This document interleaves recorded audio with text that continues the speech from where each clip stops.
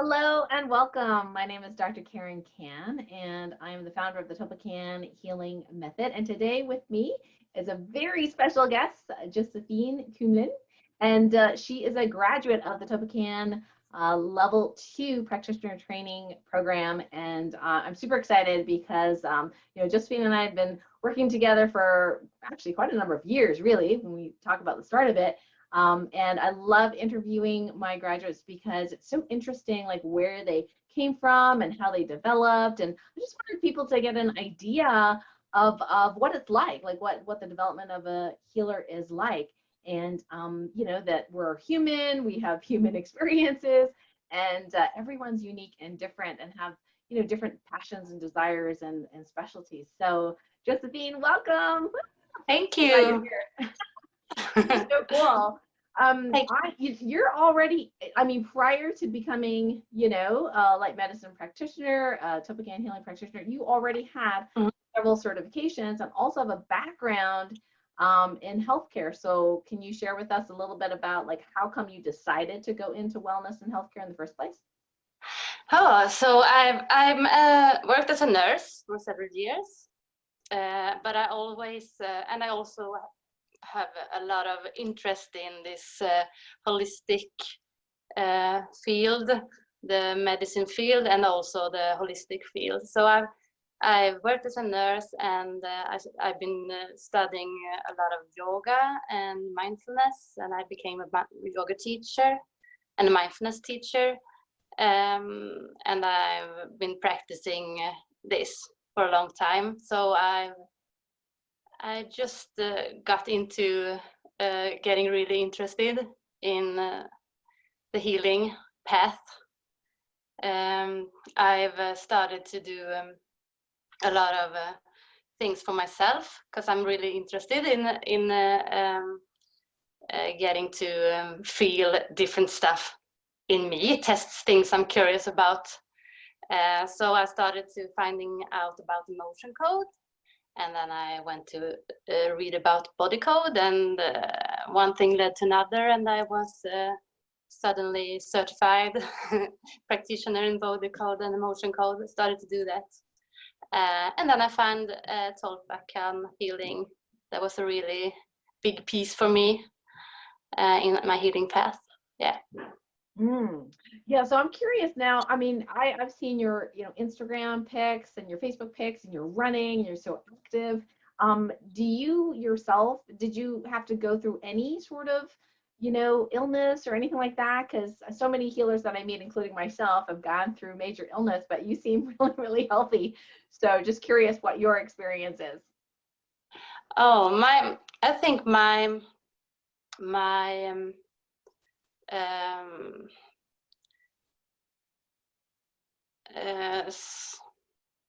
I'm not I haven't really healed a chronic illness, but I think I healed some issues, emotional issues that I have been having whole my life. More like these issues that everyone probably has, feeling a bit fear sometimes, scary sometimes, feeling that they don't know where to go, which path is my path. So I believe it's more like emotional healing path I've been through.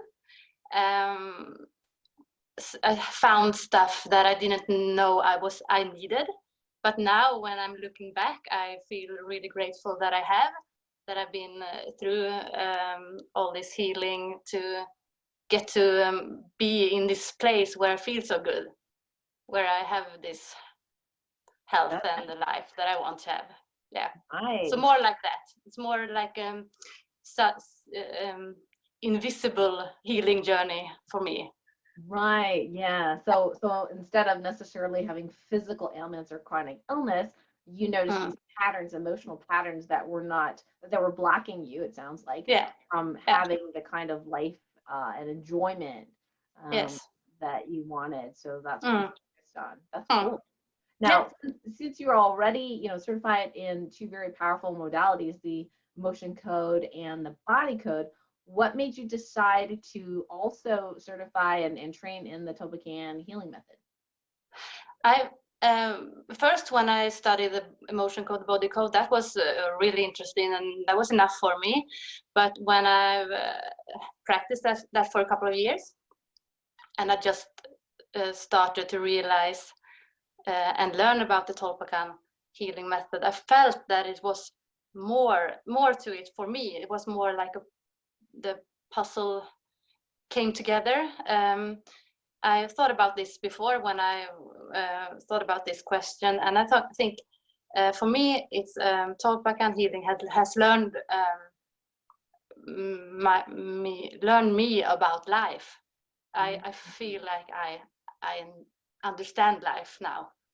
It's more like bigger picture on everything for me. Ooh, very interesting. Yeah. Yeah, that's very interesting. And I love big pictures, so I'm glad to hear that. That's fantastic. So I was curious to see like what would you say would be like the two top positive experiences that you had going through the certification training? I think for the certification training, it's both personal and for my business. For the personal, most beneficial thing, I think was me overcome obstacle personally, because I did stuff that I was uncomfortable with. I'm from Sweden. I don't have English as a native language, but I've overcome this thing, speaking that anyway, and writing in English, and so that was a personal obstacle. And for my business, I think it was an obstacle just to overcome the obstacle that I can be an energy healing and work as a professional in this field as well. And enjoy it and be successful in it. Yeah, that's cool. That's great. Yeah, and so much of how we enjoy our lives and manifest in our lives has to do with our thoughts and our beliefs in ourselves. And I remember through the certification process, you had some interesting career choices, in there. And can you share with us maybe, what you felt was the biggest challenge for you, and how did you overcome that in the program? I didn't understand the question. Oh, okay. So you had some career challenges like during the program, and I don't know if you want to mention any of that, but I also wanted to know, is there anything that you struggled with during the program that then you overcame? Yes, so I was removed from another job. Was that so I was removed from my job to be at another ward, so to speak, another workplace, and I felt like this is not what I want to do, but I tried, as you always do, think you can manage anyway. But then I realized after a couple of weeks that this is not for me, and I realized that this is abundance challenge. This is something I need. This is something I can learn from. So I realized that it was to stand up for myself and to stand up for what feels right for me, and to follow that. Even if it takes some consequences to do that. So I started to just say to my boss that I don't want to do this anymore. So, but she listened. So I think, and I got back to my work that I enjoyed. So I didn't have to be in that environment anymore. And I think I learned from that you always need to listen to your inner voice and go with that. And if you do, you get taken care of. Something will end up being very good in doing that. Beautiful. Yeah, I get chills just thinking about it. I just remember during the program where you were telling us about the situation and how you just made that decision, you stood up for yourself. And I think maybe in the past it might have been super scary to do that, but you just did it anyway. Yeah. And just kind of trusted the universe to take care of you, and it did. Yeah. And that was so beautiful. I loved hearing about that. So I would love for you to share with us, in your journey so far, maybe like a favorite case study or somebody that you've helped with TOLPAKAN healing, kind of like what their experience or results were like. Do you have a favorite or one of your favorites?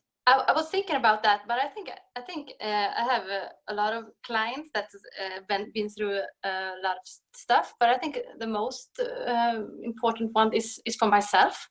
That's why I do this, to be in this place where I am, and I really, really would like to help more people to be able to feel, to be able to go through stuff and feel like they have this self-power that I think I have right now, and self-trust. And so I think myself is my best case right now.